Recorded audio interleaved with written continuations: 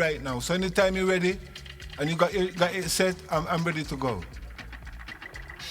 You ready? All right. Good afternoon, crowd of people. My name is Selassie. Seen?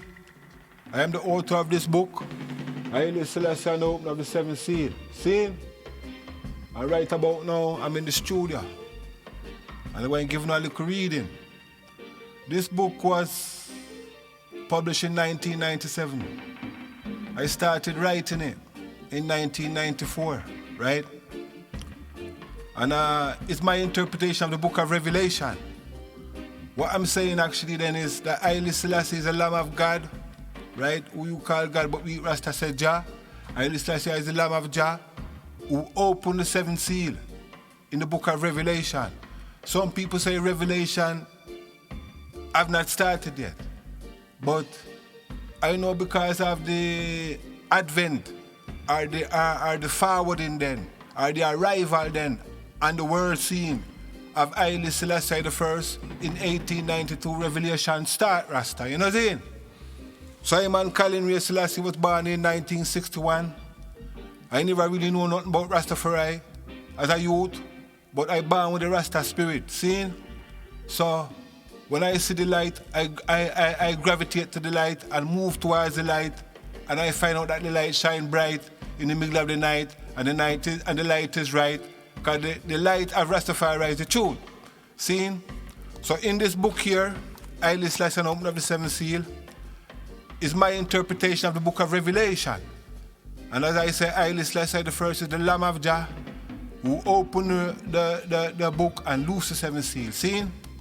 So because of the events in the Ukraine and how the world stay at the moment, it caused me to find myself in the studio with a ears music thing on my head and a microphone and whatever, and I'm going to give you a reading. So listen, you have to bear with me still, because I'm not a good reader. But as I say, Haile Selassie and the Opening of the Seventh Seal. So I'm going to start now at the fourth seal. Seeing? Yeah, and it goes something like this. When the Lamb start again, Rastafari. Seeing? Revelation chapter 6, verse 7 to 8. You know the King James Version. Seeing? It says, when he opened the fourth seal, I heard the voice of the fourth living creature say, come and see, and behold, a pale horse, and his rider's name was Death, and Hades followed him. And they were given power over a fourth of the earth to kill with sword, and with famine, and with pestilence, and with the wild beasts of the earth. Seeing? So here, this is my interpretation of the fourth seal and the events that, propagate, or the rider of the fourth horse, right? Okay, so the pale horse, whose rider's name is Death and is followed by AIDS. What does the word pale signify? It signifies of light color, or not bright, i.e. cold. This is the way in which the Cold War started. At the end of World War II, Russia, America, and Great Britain, who were allies, held a meeting that became known as the Yalta Peace Talks. At those talks, America and Britain agreed that Russia should gain some advantage in Poland.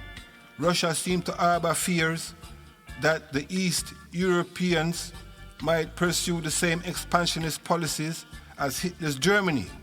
It was therefore agreed that Russia's sphere of influence could be extended to countries such as Poland, Romania, Bulgaria, and Hungary, to name a few.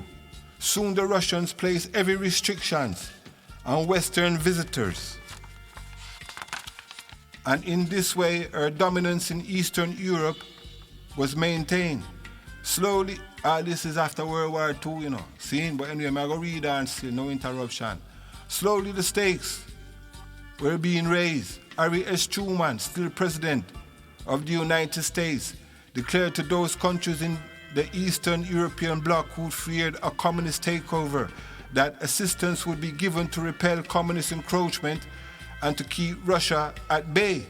This political canon, spawned in 1947, became known as the Truman Doctrine. Harry S. Truman, seeing the 33rd President of the United States of America. The Pale Horse March is on. Communism and capitalism. East versus West. Russia against America. Sputnik, atom bombs, death and AIDS, pale riders. Seeing? Meantime, Ethiopia prospered rapidly in the 50s under the guidance of His Imperial Majesty. More foreign investors were coming in, as was the case with the Armenians and Greeks, who bought up land to build small traditional guest houses, which they rented out to foreign visitors. While things were looking favorable on the home front, the international picture was quite grim. The Cold War spread like a cancerous disease and soon infected Asia. The trouble erupted around the 38th parallel on the 25th of June 1950. North Korea invaded South Korea. Communism had been installed in the north, so America took the south. Korea had been effectively partitioned by the two ideologies, death followed by Hades, after the Japanese surrender in World War II. The Japanese had occupied this part of what was formerly China for some time. Seeing, if you bear in mind then that the French should have, no, not the French, yeah, the Japanese, I beg upon, the French should have Vietnam, beg upon, I get mixed up. Anyway, I go read and say Rastafari, no, just bear with me, youth. Seeing? Now a war was being waged by the two primary contenders, using the North and South Koreans as pieces on a chessboard, when America put the South under United Nations protection. The Chinese entered the war on the side of the North Koreans. Among the countries that fought under the United Nations banner were the Ethiopians, who courageously battled to push back the North Koreans to the agreed border of the 38th parallel. And with this, the war came to a stalemate. Thereafter, the warring factions, death and Hades, communism and capitalism, East and West, called a ceasefire and agreed to peace talks, which effectively ended the war. Now here is a twist in the tale. It was the Chinese who America and the United Nations had to recognize as a world power. At least this was the view held by General MacArthur, head of the United Nations Armed Forces. China had helped North Korea to hold off the opposition from the summer of 1951 to the summer of 1953. I personally have never been in a war. I would know what it means. But it seems that history keeps repeating itself without men learning the lessons of the time. Here are some quotes from the Lamb, His Imperial Majesty Emperor Haile Selassie, taken from a speech he made in America in 1954 at a meeting of the Foreign Policy Association. Haile Selassie said, there's a little quote, he said, "For a small state, foreign policy is the basis of its existence, since arms by definition cannot suffice to an end." See? Then let me say, we feel it important that small states should be able to survive and make a contribution to world peace. It is certain that the basic support for the principle of collective security comes not from the larger states, but from the small states, which have more to gain and to lose by failure in its application. In this respect, it is significant that the smaller states involved in the United Nations efforts in Korea outnumber the larger states. See? Those are the words of His Imperial Majesty Emperor Haile Selassie I. See? He said, oh my word, no. This proves to me conclusively that it is the major powers that are the cause of continuing wars on our planet, putting aside natural disasters or wild animals having a go at man. What man does to his fellow man is uncivilized, brutal, and warlike. Seeing? Glory be unto the Lamb, because a Rasta man brings civilization on ya. So now we know it is the superpowers that propel the march of the pale horse in Revelation chapter 6, verse 7 to 8. And this is what His Imperial Majesty emphasized on his visit to the USA in 1954. The impossible pressures that are put on smaller states by the great powers. If the small states were to rid themselves of the superpowers, then the pale horse followed by death and Hades would be no more. See? So here's a final quote from His Imperial Majesty Emperor Haile Selassie first address. Him say, although for Ethiopia, a policy of neutrality has long been attractive, wherewith only for the reasons of geographical isolation, our traditions exclude such a choice. And indeed the conditions of the modern world would render such a policy difficult to execute. To my thinking, His Imperial Majesty Emperor Haile Selassie I went to America to show them the fourth horse of the apocalypse, the Cold War. One could say that this era came to an end with Mikhail Gorbachev's perestroika and the fall of the Berlin Wall in 1989, bringing communism to a virtual end, and the foreshadowing the dissolution of the Soviet Union. See? So I say, here now is a list of some of the major events that triggered the Cold War. 1, the Suez Crisis of 1956. The then Prime Minister of Egypt, Gamal Abdel Nasser, wanted to build a dam on the Suez Canal to develop Egypt's economy, irrigation for crops and water for hydroelectric power. But the British and the French and the Israelis gang upon him as if to say, do that at your peril. Read the history books. The Pale Horse March is on. The Cuban Missile Crisis of 1962. The leader of the Soviet Union at that time was Nikita Khrushchev. He, beg up and turn over the page, Rasta. He agreed to the installation of weapons of mass destruction in Fidel Castro's Cuba. In response, America blockaded Cuba with warships, aware that more warplanes, missiles, and military equipment were underway from Russia to consolidate Cuba's position as a bulwark of communism in the West. This crisis brought the world to the brink of war.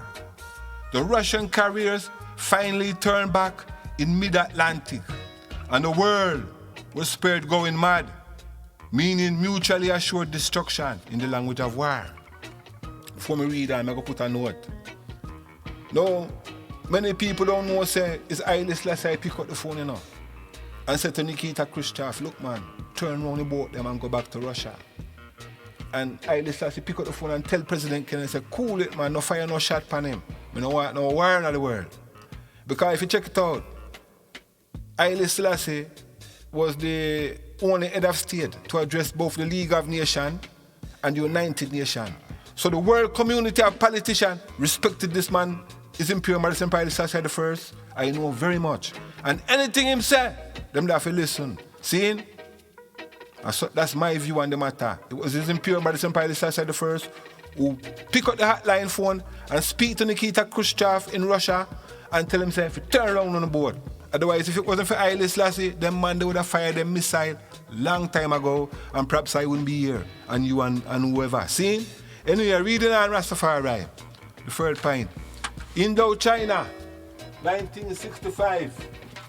3 years later, the Pale Horse, ridden by death and followed by Hades, march into the killing fields of Indochina and reap a gruesome harvest.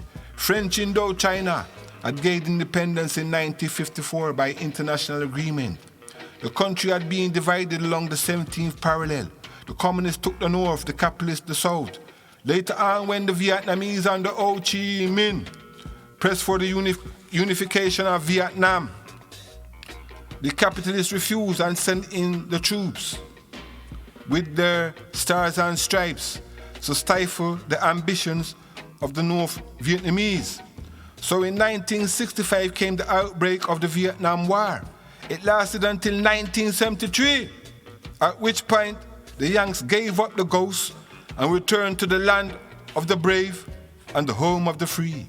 By 1975, all of Indochina had become communist. Above are some salient examples of the march of the Pale Horse, ridden by Death and followed by Hades, the Grim Reaper, which signify Russia. Seen? Ask Ethiopian who recall the Red Terror during the communist takeover of their country after 1975. Death and Hades claimed many lives during that bloody era. Or to put it precisely, communism represents the abomination of desolation spoken of by the Lamb, Emperor Haile Selassie, in the Gospel of Matthew chapter 24, verse 15. Seeing, when you therefore shall see the abomination of desolation spoken of by Daniel, the prophet, stand in the holy place, Ethiopia. That's in my interpretation. Whosoever read it, let him overstand. Behold the wrath of the Lamb, for he is King of kings, Lord of lords, conquering Lion of the tribe of Ethiopia. Ja, Rastafari, Haile Selassie the first. Now go read on Rasta. See? Now here I make a little note of the horseman of apocalypse. See? 1. Dwight D. Eisenhower can be credited with being the fourth rider of the horsemen of apocalypse. The first three being 1. Emperor Haile Selassie I, the Lamb Rastafari, who was 3 times voted the world's best dressed man. Seen? Adolf Hitler, right? Number 2, he was the second rider of the Pale Horse, the Red Horse. Adolf Hitler is the rider of the Red Horse. Adolf Hitler, who was said to have had 1 testicle. Seen? And then we have the third one here, Harry S. Truman, who was the rider of the Black Horse. Harry S. Truman, who was short-sighted, blind as a bat, couldn't read a thing without his glasses on. Seen? Nobody enough to feel no way because some of these things I've been doing a lot of research and I read it from other books and I put it in my book, seen, just to give you the oversight of the thing. Seen? Anyway, this is a description now of the 4th horseman of apocalypse. The reason why I said Dwight D. Eisenhower is the 4th rider, right, of the horseman of apocalypse, is because Dwight D. Eisenhower was the one that invented NATO. But I'm going to go into it now in the reading, see? But right now, still, Joe Biden now is what the 14th rider of the horseman of apocalypse? Yeah. Of the Pale Horse? Yeah. Joe Biden is the 14th rider of the Pale Horse, right? And the name of the Pale Horse is called NATO. See? But anyway, I will read on. See? Eisenhower, Dwight D. Eisenhower was born in 1890 in the state of Texas, but grew up in Kansas. At the age of 21, he joined West Point Military Training School, founded in 1802 by accomplished murderers of the Native American Indians. Eisenhower graduated from West Point in 1915 at the rank of 2nd lieutenant, then moved to Fort Antonio in Texas, where he met his future bride. He married her the following year. Seeing, her name was Mamie. And reading on, he did not actively participate in World War I. He remained in America, where he moved from school to school, learning the art of war. In 1935, he was ordered to the Philippines to be stationed with the Pacific Fleet under General George MacArthur. From then on, he entered the theater of war. No more desk jobs or safe war games. During World War II, Eisenhower was appointed commander of the Allied forces in charge of ground, sea, and air assaults. Although the decision to use nuclear weapons, they say, was not his, he was nonetheless glad that this action had ended the war. In 1949, Dwight D. Eisenhower played a major role in the setting up of NATO, which was founded with 12 member states. It is controlled by the USA, who also provides its supreme commanders.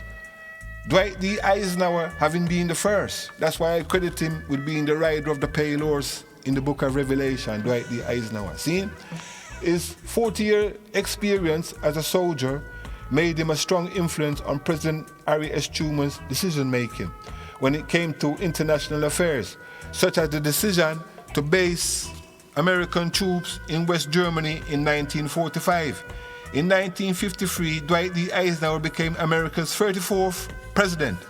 During his presidency, America was involved in the Korean War, the Suez Canal crisis. He also witnessed the formation of the Warsaw Pact, an alliance of Eastern communist states that became known as the Iron Curtain countries. Then, interestingly enough, there was the killing of King Faisal and Crown Prince Abdullah of Iraq. In those days, Iraq was a pro-Western country, one of the good boys of the Arab world. As fate would have it, the Iraqi royal family was killed off by Colonel Nasser. I imagine Nasser was still fuming over the way that the West had treated him in the Suez Canal crisis. This was in 1958. Now in 1995, Iraq is a bad boy. And Egypt is pro-Western. See? So that's politics for you. See? Eisenhower's presidency came to an end in 1961. And to me, he is the sole historical figure that identifies with the rider of the pale horse, followed by the hammer and sickle of communist Russia. Is the harvest ripe for the Grim Reaper? One should know that since its founding, NATO's powers have only been invoked once in its 46-year history. See, you have to remember, I wrote this book in 1994 and it was published in 1997. Well, since that time, NATO have been active again, maybe two more times, see? So it's about 3 times NATO get active now. Anyway, I'm going to read back again. One should know that since its founding, NATO's powers have only been invoked once in its 46-year history. That was to quiet the Serbs in what was once known as Yugoslavia. NATO bombed the Serbs for almost 3 weeks from August the 30th, 1995. One should also note that Russia is not a member of NATO, but is sympathetic to the Serbs. The harvest is ripening, wouldn't you say? At the time of going to press, and even me writing this book, the president of Russia, Boris Nikolai Yeltsin, who came to power in 1989 after Mikhail Gorbachev had invaded the Republic of Chechnya, Boris Yeltsin should be taken very seriously, for he is the bear with 3 ribs, mentioned in the book of Daniel chapter 7, verse 5. And behold, another beast, a second one like unto a bear. You could even say a creature still. And behold, another creature, a second one like unto a bear. And it raised up on one side, and it had 3 ribs in its mouth between its teeth. And it was told, arise and devour much flesh. Boris Yeltsin has 3 fingers on his left hand, symbolically representing 3 ribs in the mouth of the bear. In metaphysical language, Russia is known as the bear. Boris Yeltsin suffered his second heart attack on October the 25th, 1995. The first was 5 months previously. Meantime, the world waits with bated breath. I'm sure he'll make another recovery and set about the work in hand. It's going to be a grisly affair. Well, you see, when I wrote that, I was still a youth them time, I was 36, and them time when the book was finished. And I write, say, it's going to be a grisly affair. Well, you hear me, I say, gentlemen, Haile Selassie open up the 7th seal. I don't want it to be a grisly affair. So I'm only a little youth from the ghetto. I should know all these things and put it to you like this, okay? But what I say is, you can't prove me wrong. Don't have no war. Throw down no gun. You see? According to what I read on the news and everything and listen to the news and everything and read the newspapers, it seems like Vladimir Putin, who was, mentored by Boris Yeltsin. You know what I mean? Boris Yeltsin teach Vladimir Putin, took him under his wing and bring him to. So, Vladimir Putin is one of Boris Yeltsin's 3 ribs. Seeing? So that means him have 2 more ribs out there. So what I say is, the reason in my eyes I can't tell me look at the thing and what me hear from the news and whatever and from what Putin say, Vladimir Putin feel vexed that, after the Cold War was dissolved then in 1989 with the dissolution of the Berlin Wall, which came down in 1989, and the dissolvement of the Soviet Union in 1991, when Russia, the president of Russia, Mikhail Gorbachev at the time, dissolved communism, right? And caused the Soviet Union to divide itself into 15 different countries. Latvia, Lithuania, Belarus, Montenegro, Moldova, Georgia, and Ukraine. Hence this present trouble. You see? Because I can't hear the thing, there was under the agreement that if Russia kill off communism then, right, then America would not advance NATO into countries that used to belong to Russia that made up the Warsaw Pact, e.g. Poland, Hungary, which other one? Czechoslovakia, Romania, and a few other them countries there along the line that they make up the Eastern European thing. You understand me? So that was a buffer zone that NATO, the payloads in the book of Revelation, encroach into those territory that Putin thought was like, still sympathetic to Russia then. You understand me? But it seems like the world changed drastically, different ideas and different values. But what I'm saying is, right, my name is Selassie. I was only born in 1961. I am not responsible for none of the problems of the world. Okay? So what I say is, man, you know, if you big up on yourself and be a man then, because when I'm going with the war thing, you know, a boy, see? Because big man is supposed to go on, so.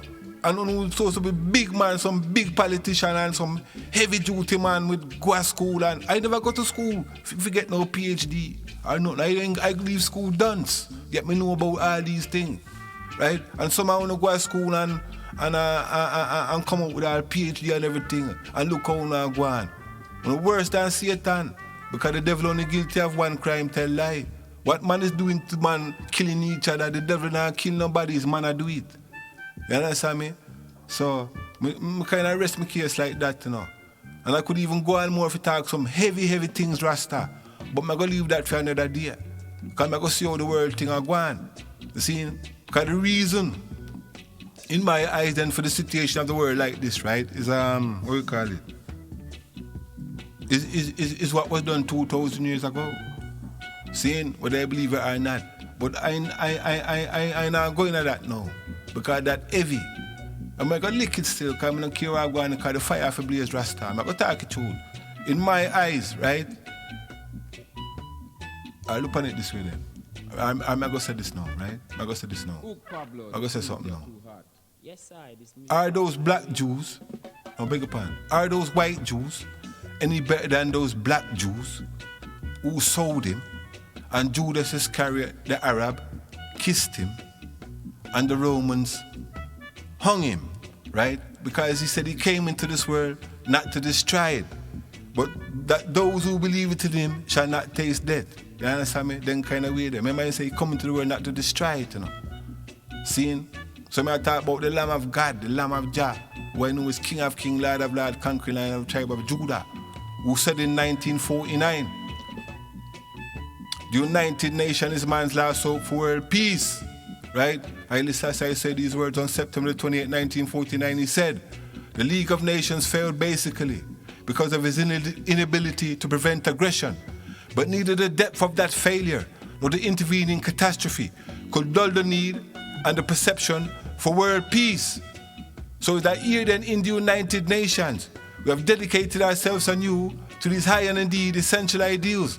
Essential if the world is continue on the path to peace. Those are the words of Haile Selassie. Let me say it again. Haile Selassie said on September 28, 1949. Right? If you remember September the 28, 1939, that was when Nazi Germany invaded Poland. So 10 years after that, Haile Selassie, I said, on September the 28th, 1949, he said, at the meeting in Geneva at the League of Nations, he said, the League of Nations failed, right? Because of its inability to prevent aggression. But neither the depth of that failure nor the intervening catastrophe could dull the deed and the perception of collective security. So that here then in the United Nations, we have dedicated ourselves anew to these high and indeed essential ideals, essential if the world is continue on the path to peace. So you hear me I say then, if you don't love Haile Selassie, you know I got dead. Haile Selassie, the almighty dread. See? I'm going to move out now and done the reasoning. But before I go, I'm going to make a poetry sound. See? Because this is something that they upon my mind. Man looking for Jah, but them can't see the sign. Come I took down through the cloud that pass over the earth in a time. From where the sun, star and moon, I know it does shine. And I see that there's only one man who is divine. Yes, this I know, that he reigned for all time, from the seed of Solomon in David's line. Holy Kochai, so meek and might, 'cause at the age of 4, you're on the battlefield of war, fighting alongside the great Emperor Menelik to stop the Italian aggressor at the Battle of Adawada. So tell me why does the heathen rage in the people, man, in such a vain thing? Fast rulers of the earth take counsel against the Lord and set themselves against the anointed one, saying, come, let's break their bonds asunder and cast away their cords from us. But the old you sit in the Mount Zion shall laugh. I said that shall la la la la la la la laugh. So let music run like the river that come out of Ethiopia. 'Cause I remember in October 1935 when they invade Ethiopia again. Mussolini was the perpetrator. The League of Nations was the instigator. With mustard gas that was outlawed from World War I, guns and bombs they was killing Ethiopian.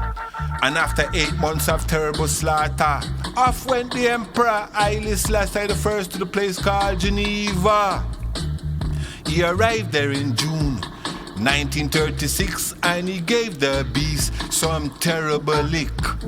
Thump him in his mouth and broke up all his teeth with the words what he did.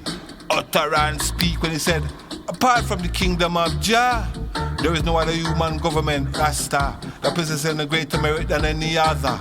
When on this earth, when another nation sets out in the belief that it is right to exterminate the next nation, then the hours come for the nation that has suffered the wrongs to take the injustices they have suffered before the League of Nations, which I tell you is mentioned in the book of Revelation, chapter 13, Rasta, where it says, then I saw the beast that receive a mortal wound and yet live today as it does in the form of the United Nations.